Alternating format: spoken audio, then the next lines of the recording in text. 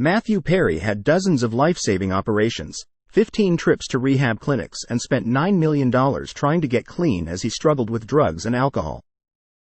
Perry died aged 54, after drowning in his jacuzzi at home, sources said on Saturday, although no drugs were found on scene and there was no indication of foul play. First responders were called to reports of a cardiac arrest at his Los Angeles abode, according to law enforcement sources.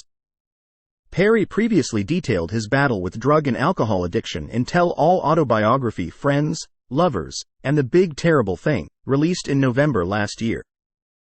In 2019, he narrowly escaped death after his colon burst due to opioid overuse. He described the moment his loved ones raced to the Los Angeles hospital where they were told the then 49-year-old had only a 2% chance of surviving the night. The actor became an international sensation practically overnight after he landed the role as Chandler Bing in Friends in 1994. He slipped into a coma for 2 weeks, and when he came discovered, he had been fitted with the colostomy bag he had to wear for the next 9 months. Just 2 years later, he suffered another brush with death at a rehab facility in Switzerland. Doctors administered a sedative which interacted with the opioids in his ravaged body, causing his heart to stop beating. They managed to resuscitate him but broke 8 ribs in the process, forcing him to pull out of a role alongside Meryl Streep in the film Don't Look Up, a lost opportunity he described as heartbreaking. The 2 near-death experiences were a world away from his role as wisecracking, hopelessly romantic Chandler Bing in Friends. The role eventually earned him around $1 million per episode, making him one of the best-paid actors in the world. But for Perry, fame came at an extremely high price, not least the $9 million he reckons he has spent on trying to remain sober. Estimating that he made some 6,000 visits to Alcoholics Anonymous, he was also in rehab 15 times and underwent 12 operations to save his life. At one point, his gums were so diseased from his debauched lifestyle that his top front teeth fell out as he bit into toast spread with peanut butter, and he found himself carrying them to the dentist in a plastic bag.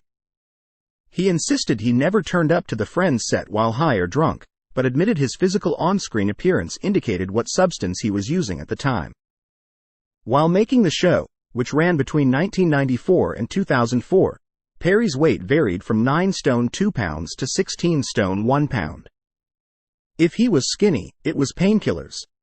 If he was carrying weight, it was drink, and there were many times when he turned up for filming hungover.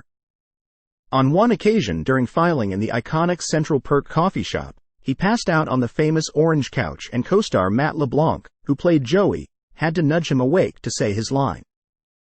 On another occasion, Jennifer Aniston came to his trailer and called him out for his drinking, telling him, in a weird but loving way, that "we can smell it." In 1996, he began dating Julia Roberts following her brief appearance in the sitcom, by then a global ratings hit, as Susie Moss, Chandler's girlfriend. Roberts agreed to Perry's request for a cameo only if he'd write her a paper on quantum physics, which he duly faxed to her the next day. Their off-screen romance was brief, though, lasting only 2 months before Perry ended it. Perry laid bare the intimate details of his battle with substance abuse in his memoir, Friends, Lovers, and the Big Terrible Thing. He insists he never turned up to the Friends set while high or drunk, but admits that you can tell what he was using from his physical on-screen appearance. His drinking began with beer and cheap wine when he was only 14 years old, and by his 21st birthday party it was already showing signs of being out of control. He moved to Los Angeles to pursue his childhood dream of stardom. He appeared in several television shows before successfully auditioning for Friends.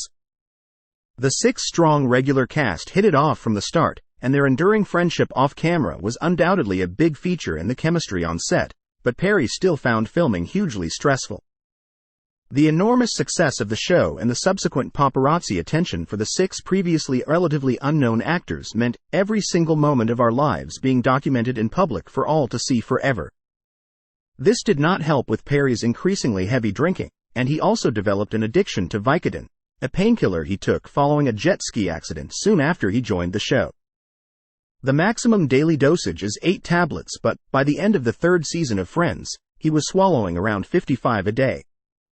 The search for more pills became a full-time job. Making calls, seeing doctors, faking migraines, finding crooked nurses who would give me what I needed.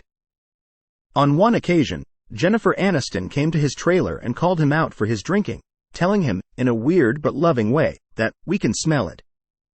He said he was also throwing up regularly, keeping 2 towels next to the lavatory, one for wiping up the vomit, the other to wipe away the tears. But his problems got so bad that he eventually had to have a sober companion, a person who helps addicts in their recovery, accompany him to the Friends set. Everyone would ask me if I was all right, but no one wanted to stop the Friends train because it was such a moneymaker, he wrote.